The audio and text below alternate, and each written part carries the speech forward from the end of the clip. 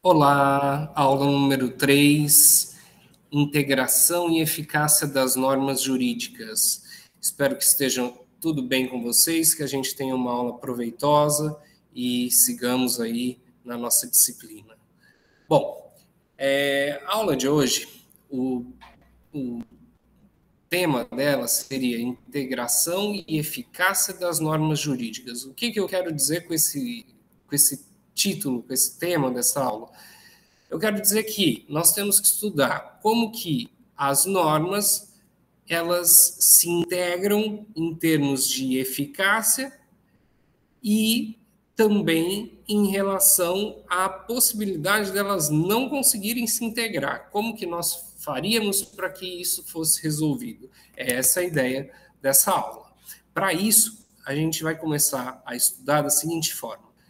Nas aulas anteriores, eu falei um pouquinho sobre Constituição Federal com vocês, e a Constituição Federal, a gente precisa saber que ela se divide em três partes bem importantes. Uma que se chama preâmbulo, a outra que se chama parte dogmática, e a outra, terceira, chamada disposições transitórias. A primeira delas, que é o preâmbulo, é aquela parte que vem antes do texto constitucional, propriamente dito, e ela sintetiza o que os constituintes tinham de ideia, de sentimento do povo que outorgou aquele poder para que eles fizessem aquela Constituição.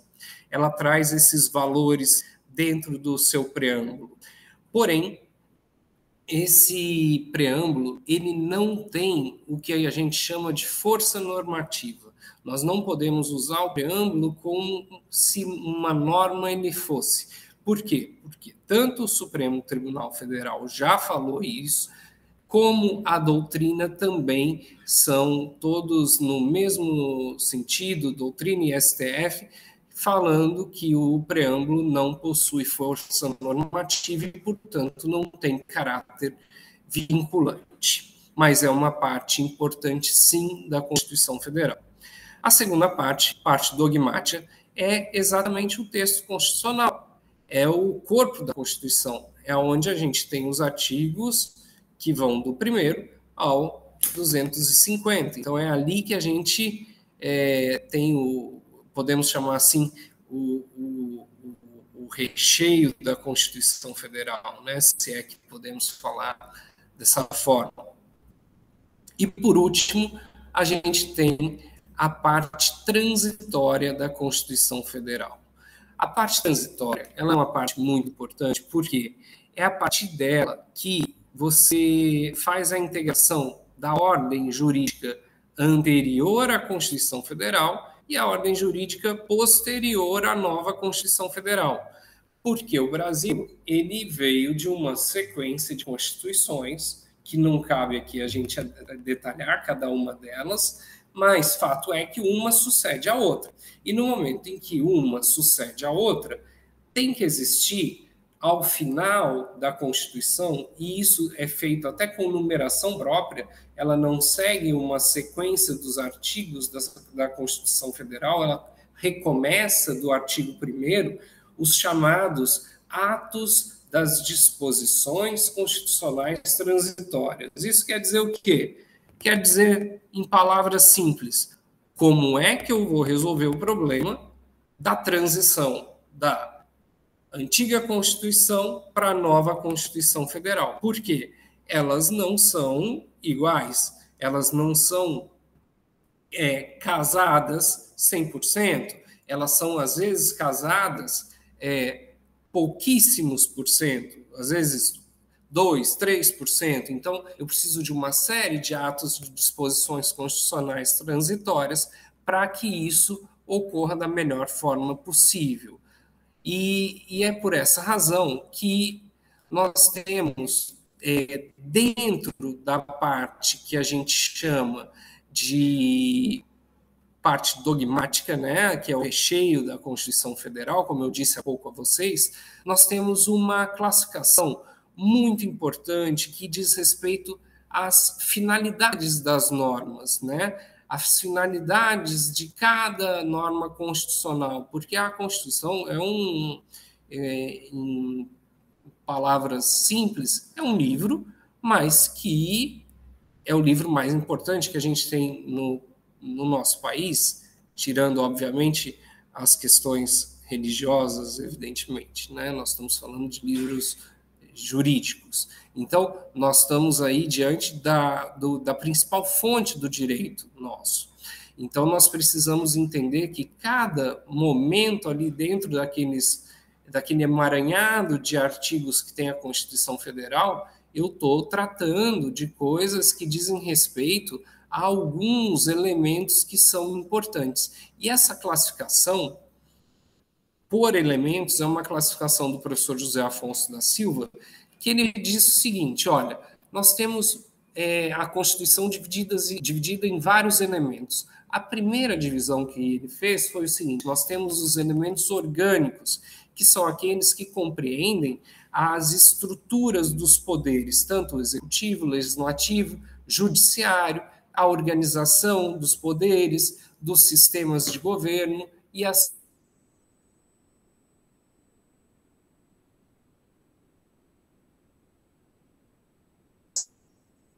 normas dentro da Constituição Federal dizem respeito aos elementos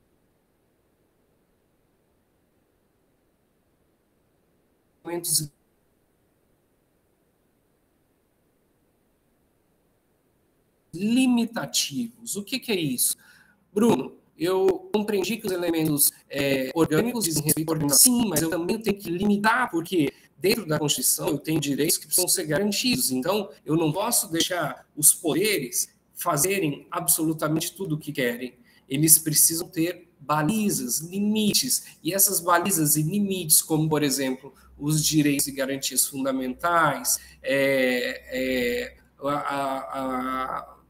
a preservação, por exemplo, das cláusulas pétreas, isso tudo são elementos limitativos do direito de exercer as suas competências que os poderes possuem. Por exemplo, o poder judiciário, ele é autônomo? Sim, ele é autônomo, mas dentro dos limites da Constituição. O executivo é autônomo? Sim, porém dentro dos limites. E o legislativo, a mesma coisa. O terceiro elemento é o elemento chamado sociológico. O que é isso? A Constituição guardou um pedaço para que fossem introduzidos ali compromissos que foram feitos entre o Constituinte, que trouxe os anseios do povo, e a Constituição. E lá estão dispostos o quê? As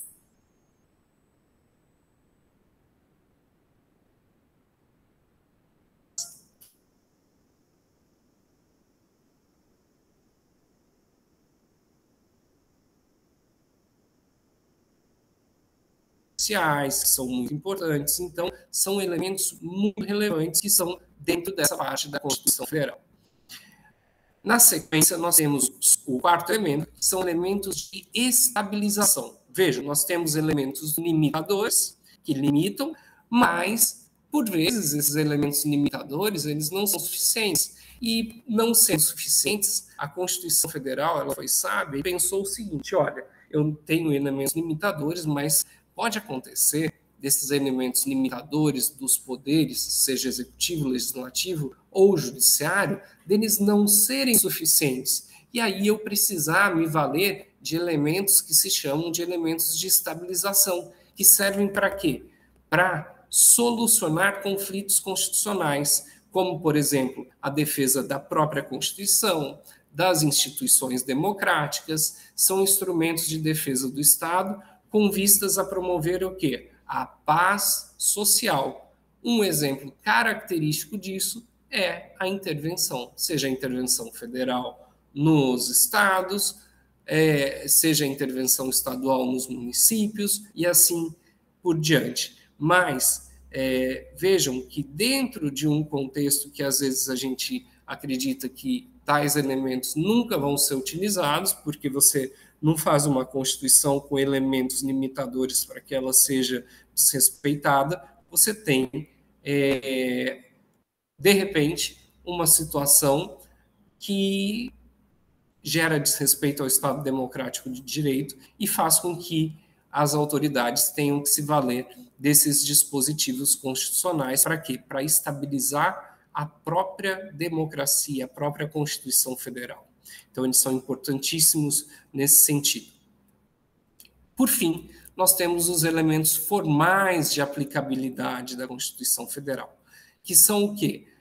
Aqueles elementos que estabelecem as regras de aplicação da Constituição Federal. São disposições transitórias que estabelecem que as normas definidoras de direitos e garantias fundamentais, elas podem ter aplicação de forma imediata, de forma limitada ou de forma contida. Isso é uma classificação que nós vamos ver especificamente daqui a pouco. Porém, eu preciso que vocês entendam rapidamente, por dever e obrigação de falar isso para vocês, porque senão fica difícil eu falar de uma classificação sem eu explicar antes a origem dela. E isso é muito rápido e fácil de entender. Dentro do direito, e vocês vão usar isso bastante na gestão pública, dentro do direito nós temos 3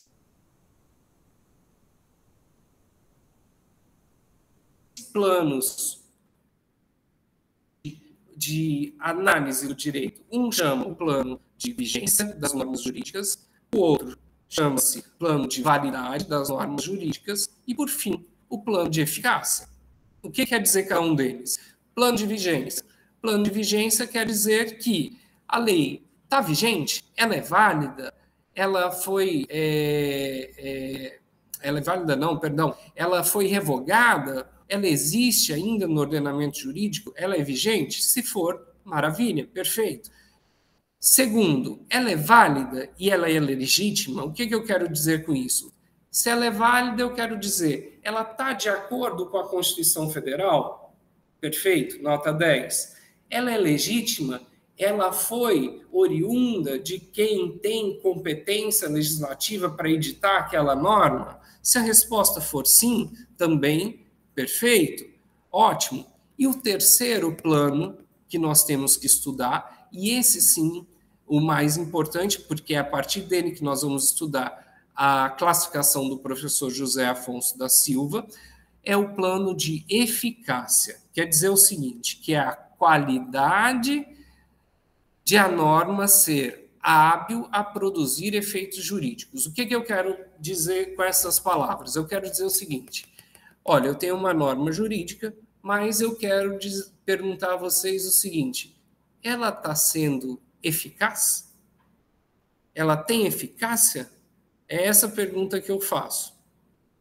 E é essa resposta que o professor José Afonso da Silva nos traz na classificação que está, inclusive, na apostila de vocês. O professor José Afonso da Silva, ele classificou as normas constitucionais em normas de eficácia plena, eficácia contida e eficácia limitada. Antes da gente estudar cada uma delas, partam da seguinte premissa, ou seja, da seguinte regra básica que você não pode fugir dela. Todas, prestem atenção, todas as normas surtem efeitos jurídicos. Todas elas surtem. O que vai variar é o grau de efeito que ela possui, o grau de eficácia que ela possui, mas toda norma tem eficácia. Toda norma ela vai surtir efeito jurídico. Agora, se é pouco, se é muito ou se é quase nada, nós vamos ver de acordo com essa classificação. Bom, de acordo com essa classificação, o professor José Afonso da Silva previu o seguinte, que existem normas que são normas de eficácia plena.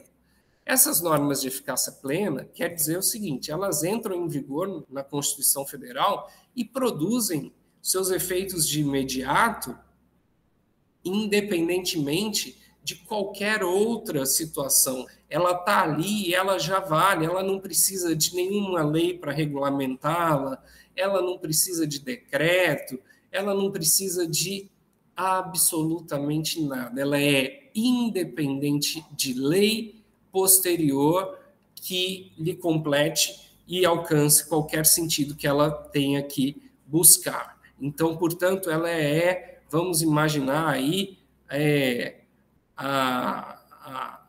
a norma plena, realmente, né? E o nome foi correto, foi muito feliz na escolha o professor José Afonso, ao falar que as normas são de eficácia plena. Por exemplo, o artigo 2º da Constituição Federal, que diz o seguinte: olha, são poderes da União independentes e harmônicos entre si, legislativo, executivo e judiciário. Precisa falar mais alguma coisa? Resposta: não. O que o artigo 2º falou? Falou, olha, existe o legislativo, existe o poder judiciário e existe o poder executivo. Ponto. Não tem mais o que dizer. Ela disse tudo a que veio de uma vez só, sem precisar de nenhuma ajuda para isso. A segunda hipótese dessa classificação chama-se norma constitucional de eficácia contida, que são aquelas em que a Constituição Federal ela regula suficientemente os interesses relativos a determinada matéria, mas, ao mesmo tempo, ela abre a atuação para o poder público restringir aquela mesma matéria que ela regulou. Por isso que ela se chama de eficácia contida. O que ela quer dizer com isso? Não é que ela está numa eficácia contida porque ela deixa que outra norma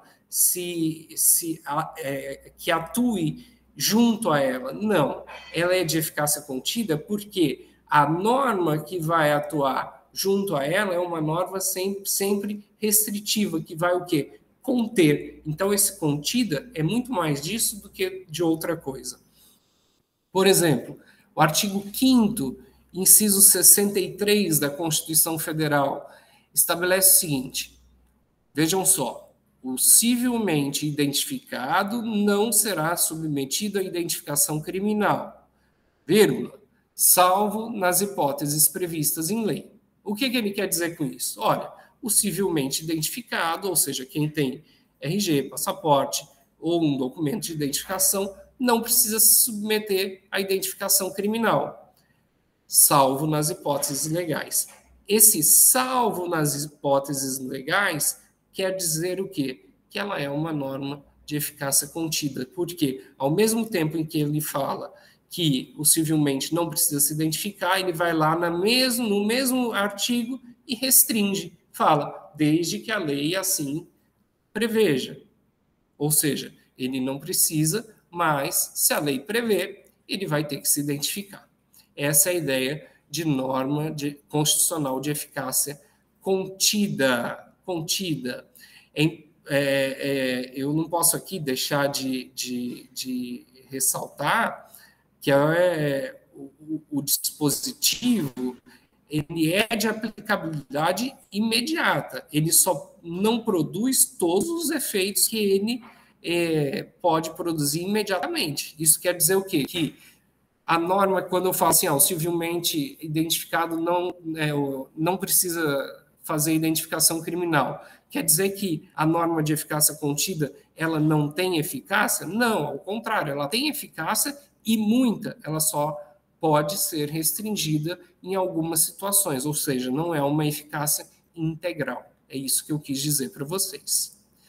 Por último, normas constitucionais de eficácia limitada são aquelas que dependem de futura regulamentação para produzirem todos os seus efeitos. A sua aplicabilidade ela não é direta como no primeiro caso que eu expliquei. Ao contrário, ela é o quê?